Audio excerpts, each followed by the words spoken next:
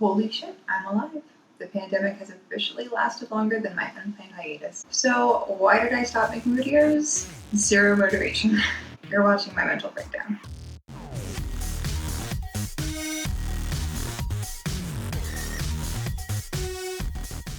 So, how about that state of the world, huh? I personally can't make a video in which I think I can handle talking about any of that, so here's something totally random instead. You're probably looking at my outfit here and thinking, wow, she's officially totally cracked. And you wouldn't be wrong, but I was thinking that in the same way that I personify anti-serotonin, there's also sort of this Mad Hatter character that I have found kind of creeping into some of my material. And so I thought, it only fair to give her her own kind of space and costume, as this is a bit. I could see myself using it in Mad Tea Party videos in the future if I make any more of those.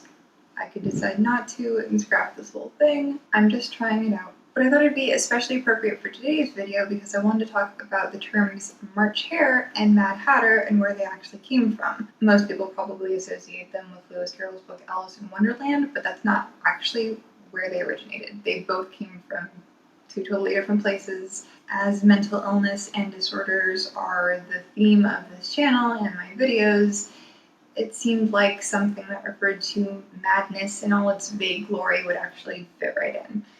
And this is what I feel like doing right now, so this is what you're getting. So the characters themselves in the book don't actually have mad in the names, neither of them. There's the March Hare, and then there's the Hatter. He's only actually referred to as the Hatter, but he is at the Mad Tea Party, and at one point the Cheshire Cat refers to him as being mad. But he's not the Mad Hatter, that's not his character. If you go through that book, there are a lot of literary references to all sorts of different things from all over the place, and the March Hare and a Hatter who is in fact mad are just two more examples of that. So basically I just decided that I wanted to take a closer look at the terms and see where they actually came from. First of all, we've got March Hare. If you want to describe someone's bizarre actions or say that they're acting, crazy, then you would say that they're mad as a March Hare.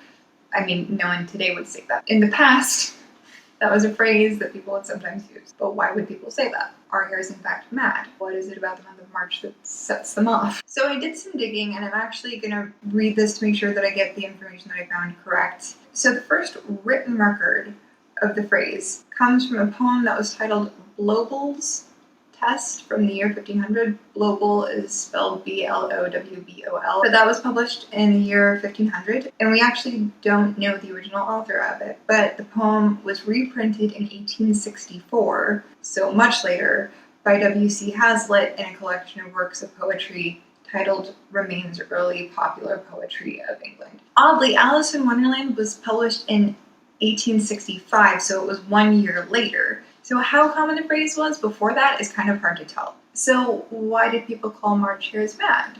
Very simple, because they get all riled up before they fuck. Hares get it on specifically in March? Well, no, that's the other kind of funny thing about it, is apparently hare mating season is more months out of the year than it's not, and March is just one of the many. So that's March Hares. Not that surprising, fairly straightforward. Mad Hatters I have a dark fascination with, because it is in fact dark, and this is a real thing. This has actually happened. This one is a little bit harder to pinpoint.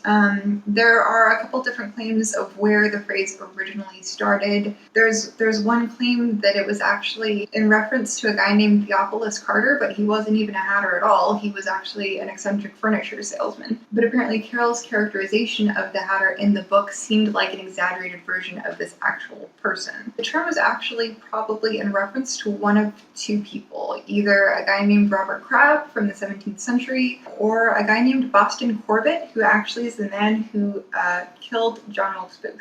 And look up that guy if you want to have a fun afternoon, because he was into some crazy shit. But we know why the phrase came about, and it's because, to someone on the outside looking in, hatters would go fucking nuts. People who worked as hatters usually actually had something happening psychologically to them. To cure felt hats, hatters would use materials that had mercurious nitrate in them, And you may already see where I'm going with this. So over time, people who had prolonged exposure to the materials would start to get really bad tremors and shakes. They were actually called Hares shakes, and they'd have a decline in their vision and their speech, and sometimes even start to hallucinate, all of which are symptoms of mercury poisoning. So there you have it.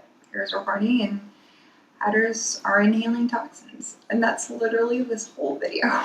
But all the same, I hope you enjoyed. I hope you're staying safe, and I hope you're staying sane. You've been watching my mental breakdown.